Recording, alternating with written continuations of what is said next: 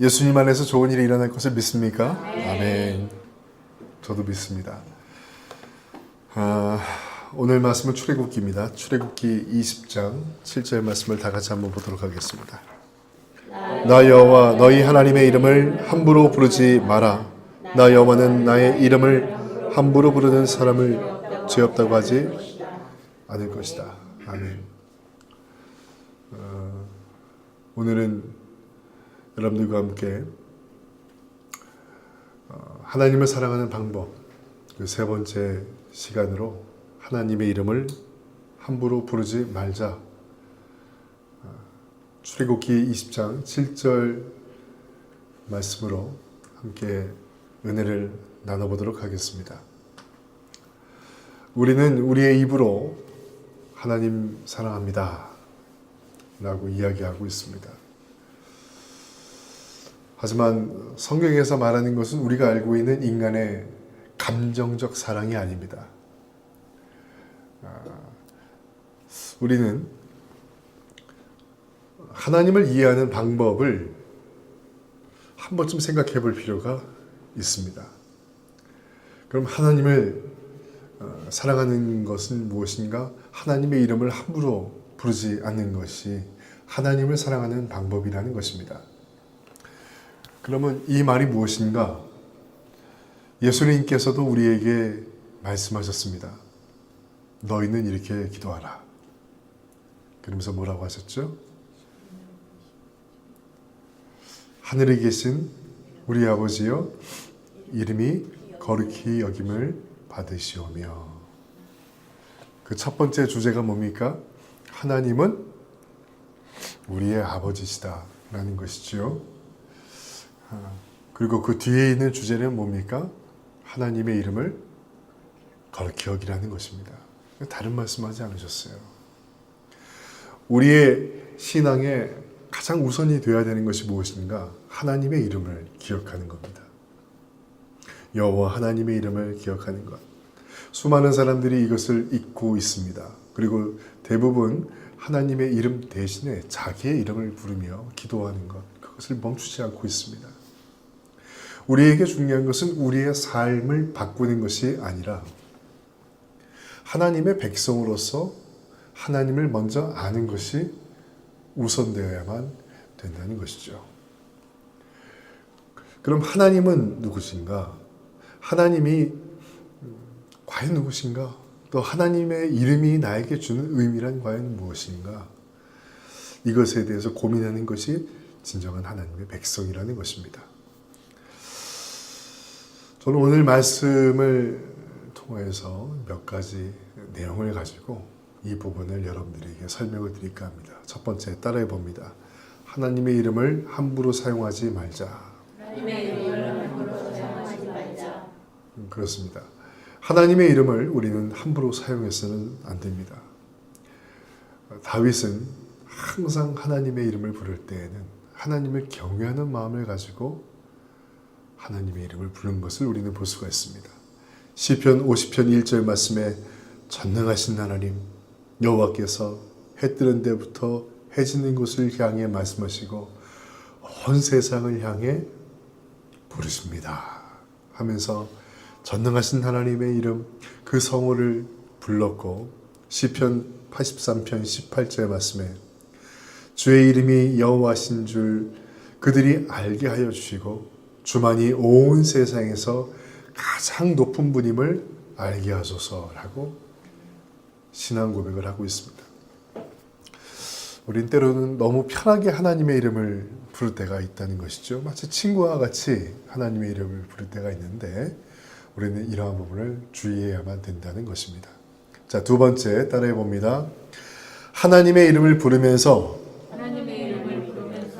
일치되지 않는 삶을 사는 것. 이것이 하나님의 이름을 함부로 부르는 것이다 라는 것이죠. 우리는 하나님의 이름을 부르면서 일치하지 않는 삶을 살 때가 너무나 많이 있습니다. 디도서 1장 6절 16절 말씀은 다음과 같이 이야기하고 있습니다. 그들은 하나님을 안다고 말하지만 그들의 악한 행동을 보면 하나님을 아는 사람들 같지 않습니다. 그들은 복종하지도 않고 선한 일을 전혀 하지 않습니다. 사람들은요, 보면은 하나님을 사랑합니다 라고 이야기하지만 여전히 세상의 즐거움과 부귀와 영화만을 생각합니다. 이처럼 내가 신앙을 갖고 있지만은 모순된 삶을 살아가는 것, 이것은 우리가 고백이라는 가면을 쓰고 세상 사람들과 똑같은 죄를 지으면서 살아가는 그런 위선과도 같습니다. 성경은 이를 무엇이라 표현하고 있는가? 이중적 죄악이라고 설명을 하고 있습니다. 많은 교회가 교회답지 못한 모습을 보이고 있습니다. 또한 제사장과 같은 목회자들이 회장과 같은 삶을 살아가고 있습니다. 그 결과 세상은 교회를 조롱하고 기독교를 천박한 종교로 생각하게 되었습니다. 로마서 2장 24절도 이와 비슷한 내용을 다루고 있는 게 있습니다. 너희 때문에 하나님의 이름이 이방인들 사이에서 욕을 먹고 있구나. 성경에 기록된 말씀과 어쩌면 그렇게도 똑같습니까? 라는 것이죠. 하나님의 백성이라고 공언할 수 있는 제사장들과 유대인들이 세상 사람들과 다름없이 똑같이 부귀와 영화와 명예만을 따르는 것을 본 로마인들은 그들을 보면서 손가락질을 합니다. 너희들이 전하는 하나님이 누구냐? 그러면서 하나님을 조롱하고 기독교를 천박한 종교로 로마인들은 생각했습니다. 왜냐하면 유대인들을 보니까 우리와 다를 게 없어요. 하나님의 백성이라고 공언할 수 있는 종교인들과 유대인들이 세상 사람들과 다름없이 살아가더라 이겁니다. 나는 여러분들 이 땅에 큰 교회가 있는 것이 중요하다고 생각하지 않습니다. 왜냐하면 중요한 것은 교회다운 교회가 세워지는 것이지. 그래서 올바른 복음이 이 땅에 전해질 수 있는 것이 진짜 교회라는 것이죠. 큰 교회가 없어지면 얼마나 큰 손해입니까? 아니요, 손해 아닙니다. 전 왜 그렇게 왜 그렇게 생각을 하냐면 복음만큼은 정직해야만 됩니다. 왜냐하면 그들이 죽을 수 있어요. 잘못된 복음을 전하고 잘못된 복음을 들으면 그들이 천국에 갈 수 있는 기회를 잃어버릴 수 있다는 것이죠. 올바른 교회가 세워지는 게 비록 그 교회가 작다고 해도 올바른 복음이 있는 게 더 중요합니다. 고린도 교회는 어땠습니까? 화려한 건물이었고 수많은 교인들이 있었으나 주변 사람들은 고린도 교인들을 손가락질하였습니다. 고린도 교회는 크고 화려했지만 사람들에게 본이 되지 못했습니다. 하지만 그와 반대로 데살로니가 교회는 너무나 초라했습니다. 교회 자체가 없었어요. 왜냐하면 바울이 얼마 못 있었고 추방됐기 때문에 교회 자체가 없었습니다. 하지만은 그 공동체 안에서 모인 교인들은 하나님의 백성으로서의 삶을 살기 위해서 굉장히 노력하였습니다. 그랬기 때문에 그 소수의 그 공동체 인원만으로 수많은 사람들이 변화되었고 그 데살로니가 지역 내에 있는 많은 사람들이 하나님을 만나게 되었다는 것이죠. 난 여러분들에게 권면합니다. 교만을 버리고 복음을 따를 수 있는 여러분들이 되시기를 주님의 이름으로 권면드립니다. 아멘. 그 복음에 순종하기를 주님의 이름으로 권면드립니다. 아멘. 나는 우리 교회가 비록 작지만은 우리 교회 가운데 주님의 거룩함이 있다고 생각합니다. 다른 사람들은 우리 교회를 쬐끄만한 사무실로 볼 수도 있겠지만은 우리 교회는 하나님께서 세우신 거룩한 교회입니다. 왜냐하면 정직한 복음이 있기 때문에 정직한 말씀의 선포가 있기 때문에 그렇습니다. 어떻게 감히 하나님의 교회를 함부로 사무실이라는 천박한 말로 얘기할 수 있겠습니까? 이것은 하나님의 이름을 함부로 대하는 것과 똑같은 것입니다.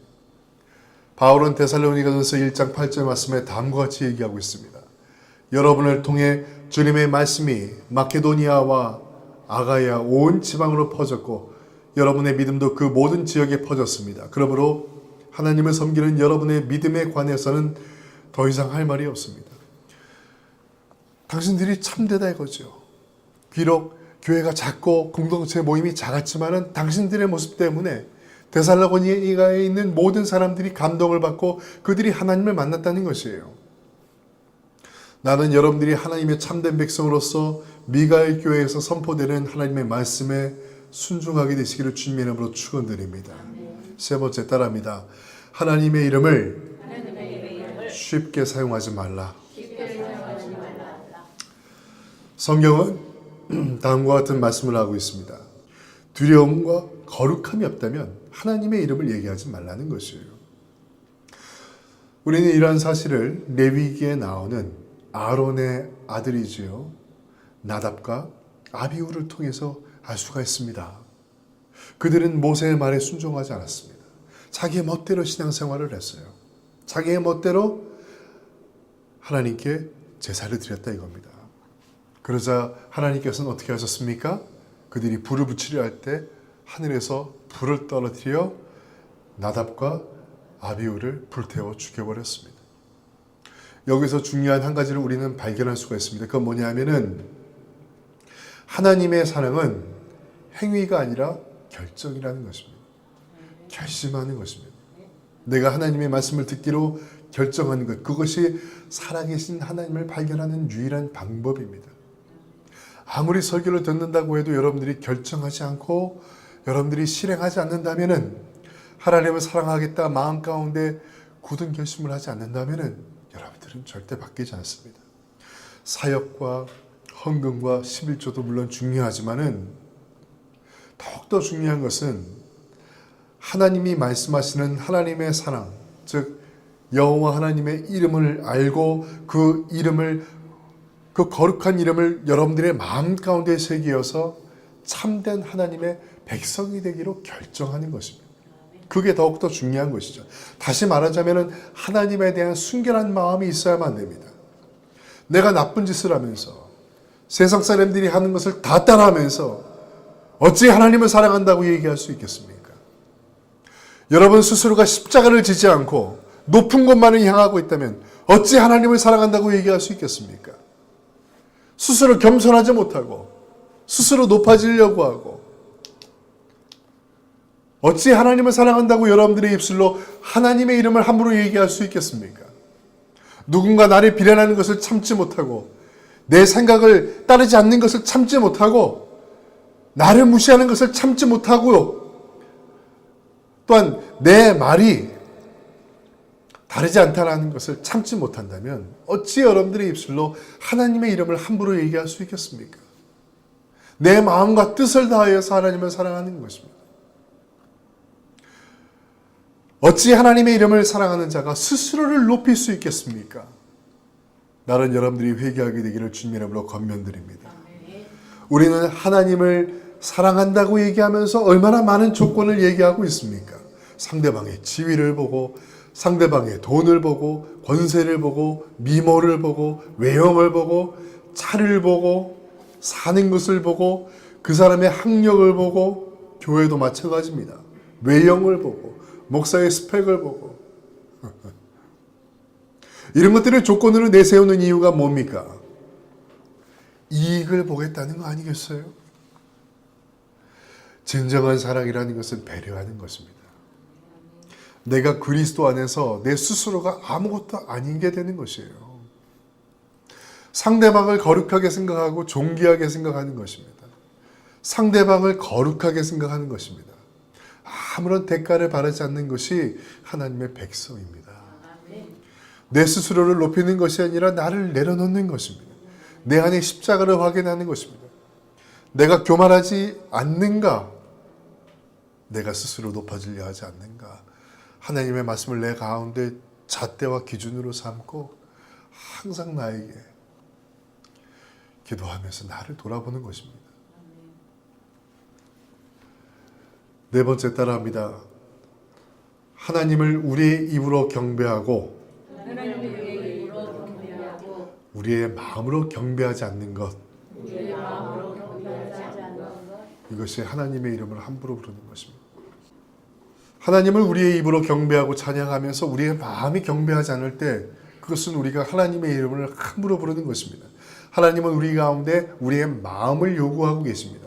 잠언서 23장 26절 말씀에 내 아들아 내 마음을 내게 주고 내 눈으로 내가 사는 모습을 보고 즐거워하여라 라고 성경은 얘기하고 있습니다. 마음이라는 것은요 종교에 있어서 주제와 같은 것입니다. 우리의 마음은 하나님을 예배하는 향기로운 향과 같은 것입니다. 재물을 거룩하게 하는 제단과 같은 것이 우리의 마음입니다. 우리가 하나님을 예배하는 것은 우리의 마음과 뜻을 다하는 것입니다. 그렇지 않는 것은 우리가 하나님의 이름을 함부로 부르고 있는 것과 똑같은 것입니다. 그럼 이 마음을 전달하는 자들이 누군가? 종교인들이에요. 제가 여러분들에게 이렇게 설교를 통해서 하나님의 말씀을 전하고 있지 않습니까? 근데 문제는 뭐냐 하면은 올바른 복음을 전하고 있지 못한다는 것이에요. 그 올바른 복음이 뭡니까? 육신의 일을 도모하게끔 한다는 것이죠. 잘되고 형통하고 오래 살고 건강한 것. 목사님 제발 그만 좀 얘기하십시오. 아니요. 그만 얘기할 게 아닙니다. 왜 그러느냐? 세상의 것만 설교하고 있다 보니까 정말 중요한 하나님을 모른다 이거예요. 세상의 것만 바라보고 있다 보니까 세상 안에서의 내 모습만 바라보니까 하나님을 바라볼 수 없다는 것입니다. 호세아서 4장 8절에서 9절 말씀은 다음과 같이 얘기합니다.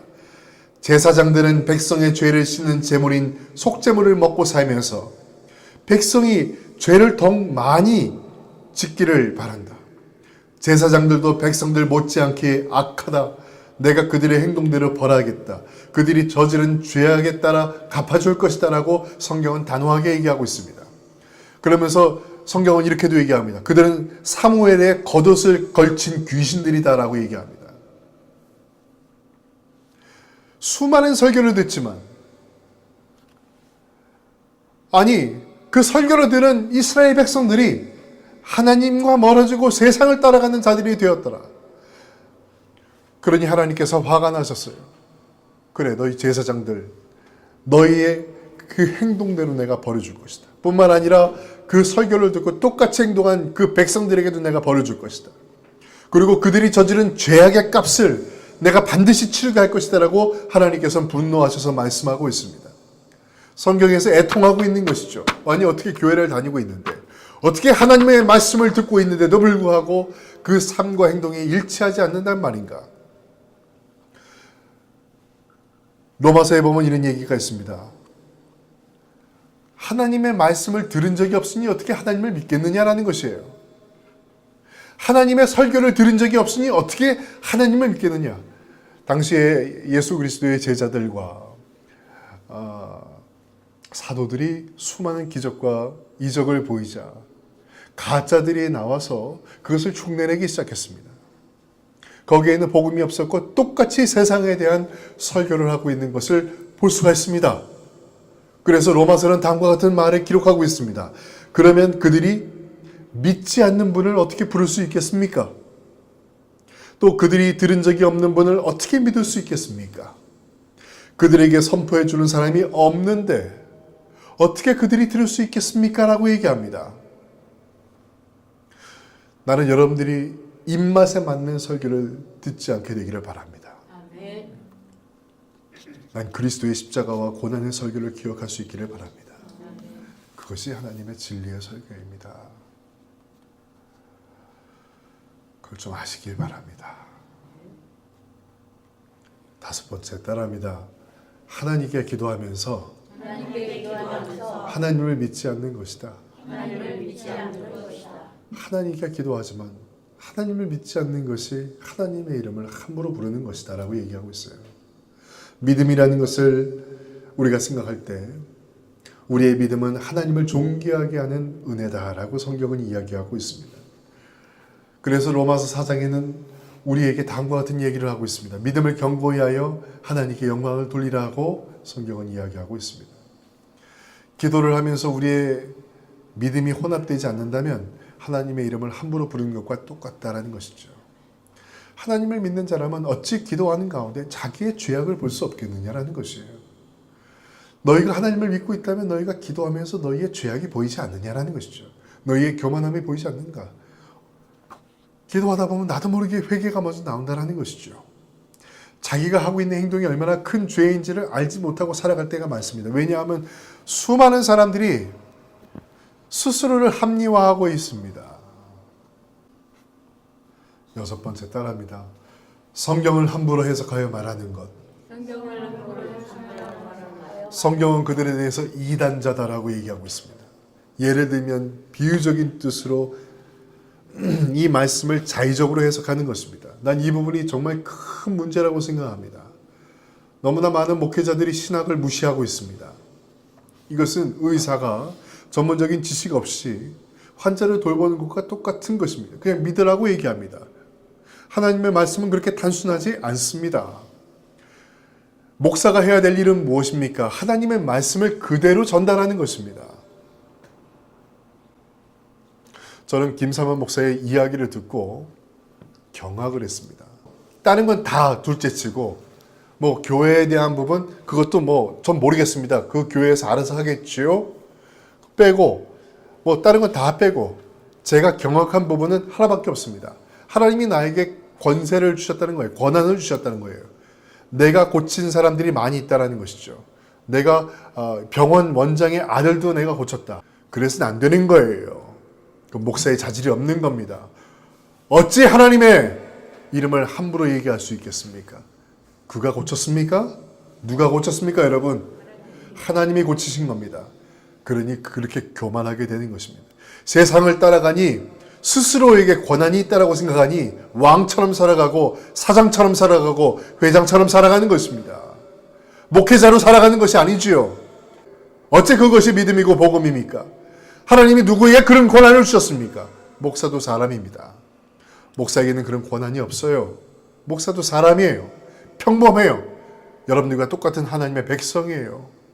어째 자기 스스로가 나에게 권세가 있다고 얘기할 수 있죠?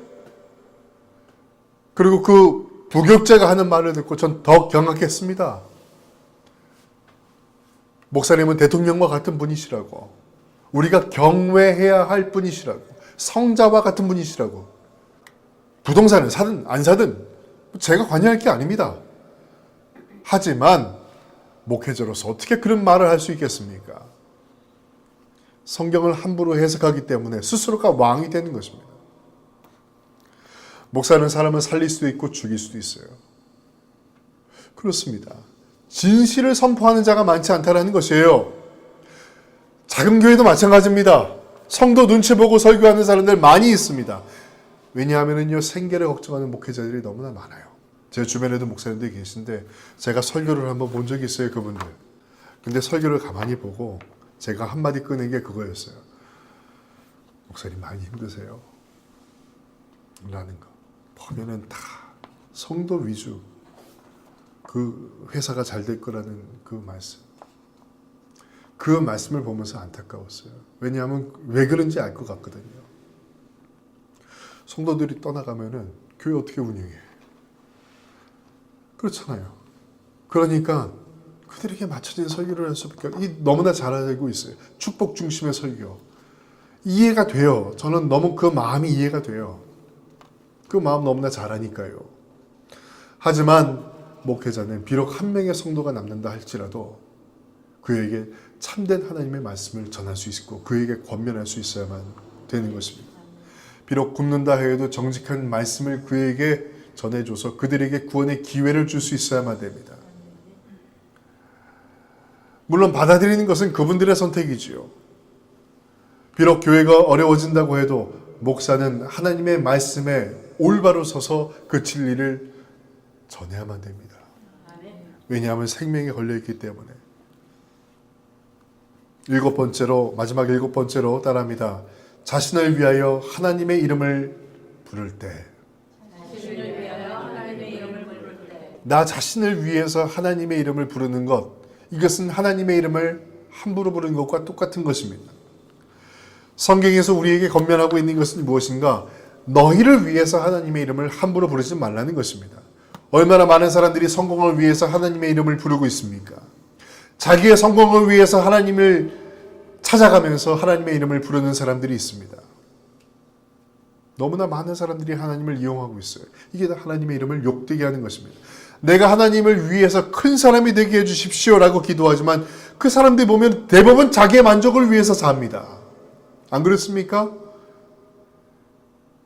하나님께서 축복 주셨다라고 생각하는 사람들 보면은 대부분이 자기를 위해서 살아가요. 자기의 즐거움을 위해서 살아가고 더 높이 올라가기 위해서 살아간다는 것입니다. 안 돼요, 그러면은.